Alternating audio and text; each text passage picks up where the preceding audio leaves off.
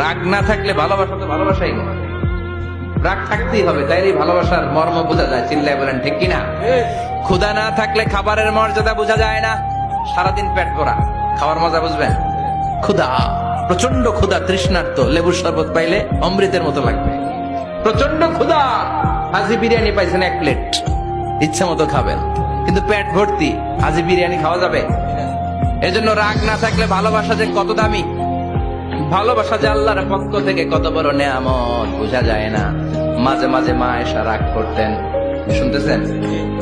বিশ্ব নেই বলেন, আয়েশা কখন তুমি রাগ করো, কখন তুমি আমারে ভালোবাসো আমি বুঝি। সুবহানাল্লাহ পড়েন। মা আয়েশা বললেন কেমনে বুঝেন? বিশ্ব নেই বললেন, যখন তুমি রাগ করো তখন নামাজের পরে দোয়ার মধ্যে বলো, ও ইব্রাহিম আলাইহিস সালামের আল্লাহ, আপনি আমার উপর দয়া করেন। তার মানে তুমি রাগ করে আছো, আমার নাম নাও নাই। আর যখন আমার উপর খুশি থাকো নামাজের পরে দোয়াতে বলো, মুহাম্মদ সাল্লাল্লাহু আলাইহি ওয়াসাল্লামের আল্লাহ, আপনি আমাদের উপর রহমত করে। তার মানে খুশির সময় তুমি আমার নাম নাও, রেগে গেলে অন্য নবীদের দোয়া সেরা দাও, রেগে গেলে আমার নামটা নাও না।